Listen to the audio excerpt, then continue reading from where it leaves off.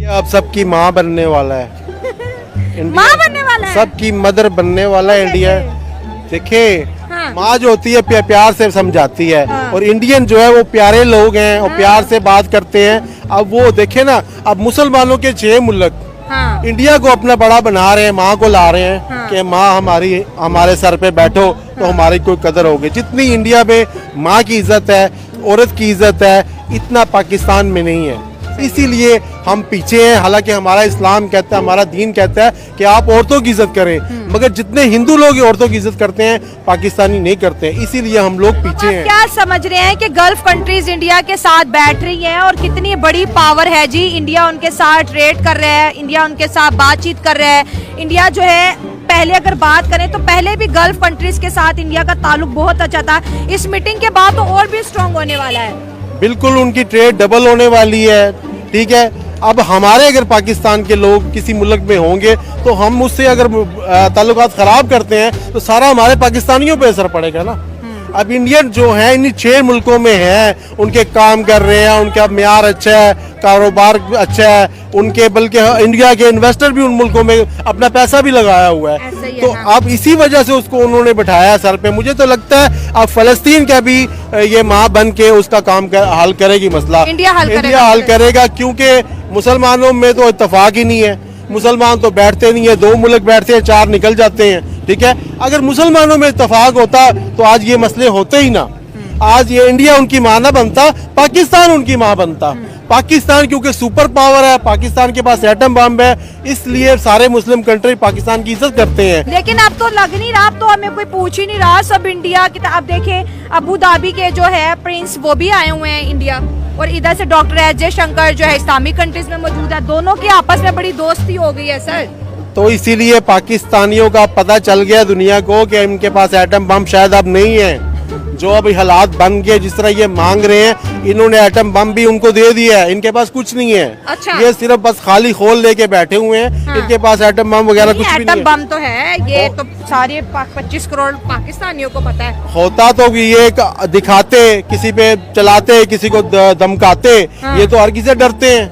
अच्छा। चलो इतने अगर एटम बम हमारे पास है तो थोड़े से उसमें से बेच के कर्जा उतार दो, या उनको बिल्कुल खत्म कर दो, उनको किसी को दे दो। भाई एटम बम को हमने चाटना है जब हम वैसे ही मर रहे हैं, वबाओं से मर रहे हैं, बीमारियों से मर रहे हैं, भूख से मर रहे हैं। हमने अब एटम बम का क्या करना है? जिस दिन का हमने एटम बम भी के धमाके किए हैं उस दिन से पाकिस्तान पीछे होता रहा है। हालांकि एटम बम हमारे पास आज का नहीं है, सन 85 का बना हुआ है। अच्छा, हर कंट्री की एक फॉरेन पॉलिसी होती हो है, गया सर। उस फॉरेन पॉलिसी के मुताबिक इन्होंने चलना होता है। इसमें नो डाउट हमारा इंडिया के साथ जैसा भी जो रिलेशन है, अच्छा है या बुरा है, लेकिन वो एक बहुत बड़ी इकोनॉमी है इस वक्त। अप्रोक्सीमेटली $600 बिलियन की वो इस वक्त इकोनॉमी जो वर्ल्ड के अंदर जो है उभरी है, रिलेशन बनाता है। इंडिया स्टार्ट से ही चाहता है। सबसे पहले तो इंडिया का मोटिव ये है कि इंडिया पाकिस्तान को वीक करना चाहता है। अच्छा, वो फाइनेंशियली भी, इंटरनेशनली भी और नेशनल दोनों जो है ना सूरतों में वो वीक करना चाहता है। दूसरा ये जो आपने कहा कि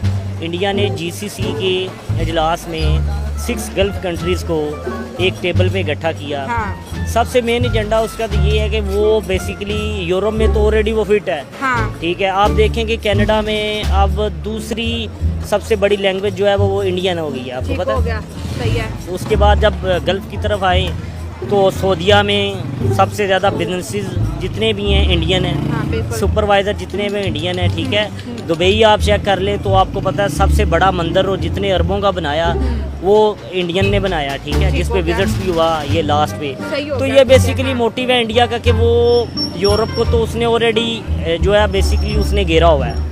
अब वो चाहता है कि मैं अरब कंट्री को या मीन्स के गल्फ कंट्री को भी अपने बिजनेसेस के थ्रू, पैसा तो है ऑलरेडी, फाइनेंशियली सेट साउथ है। अफ्रीका को इकट्ठा किया, उस तरह गल्फ को भी इकट्ठा कर लिया ना। बिल्कुल, वो lead कर रहा है, गल्फ हाँ। को इकट्ठा करके उसको लीड कर रहा है और अपनी एम्पावरमेंट जो है वो बेसिकली वो दिखाता है, अपने फैसले मनवाता है। और दूसरा ये कि वो गल्फ को मेन इकट्ठा करने का मकसद ये भी है कि कोई भी अरब कंट्री कश्मीर के मसले पे ना बोले, कोई अरब तो उनका कंट्री plus point हो गया ना, फ़लस्तीन के मसले पे ना बोले।